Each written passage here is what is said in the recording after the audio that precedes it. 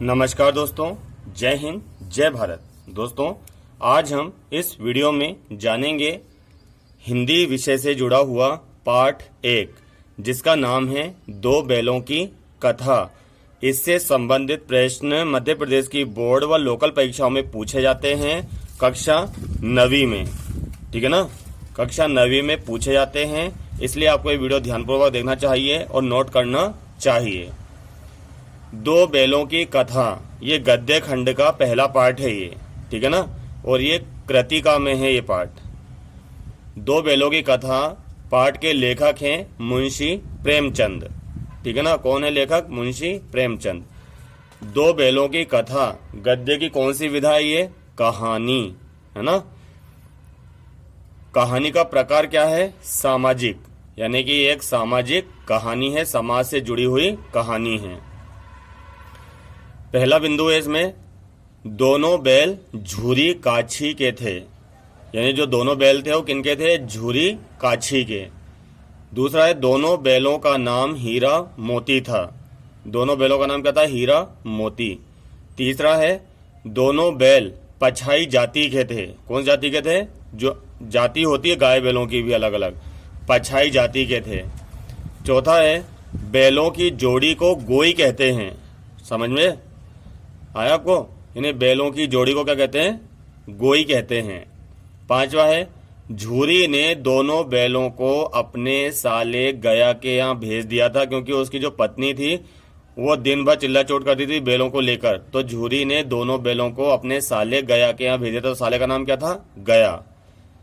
और मालिक का नाम क्या था? बैलों के मालिक का झूरी काछी। छठा है, झूरी की स्त्री बैलों से नफरत करती थी। जो झूरी की स्त्री थी वो बैलों से क्या करती थी? नफरत।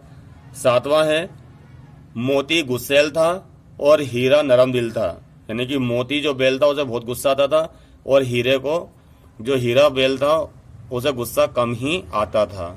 समझे? फिर है आठवां, लड़की के बाप का नाम भैरव था। इसमें एक लड़की का भी रोल है इस कहानी में, तो उसके बाप का नाम क्या है? भैरव।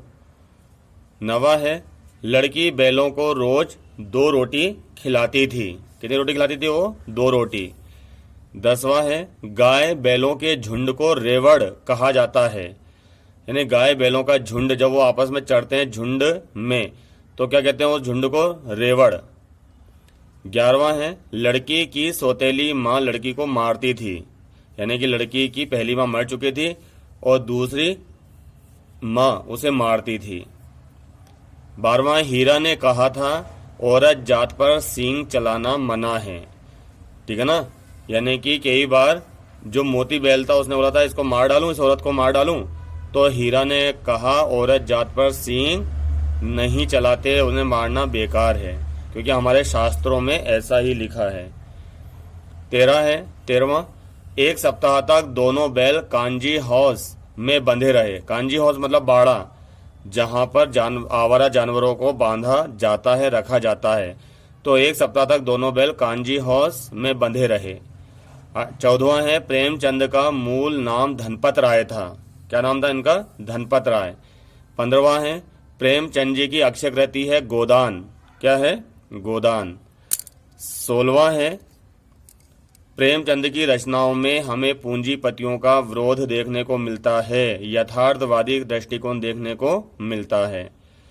फिर है 17वां, सेवा सदन, रंगभूमि, कर्मभूमि, निर्मला, गबन, कायाकल्प, प्रेमाश्रय इनकी उपन्यास है।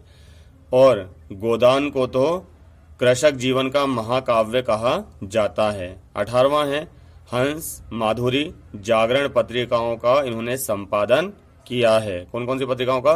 हंस, माधुरी और जागरण पत्रिकाओं का इन्होंने संपादन किया है दोस्तों। और इनकी दो बैलों की कथा, पूस की रात, बूढ़ी काकी, ये इनकी कहानियां हैं। धन्यवाद दोस्तों।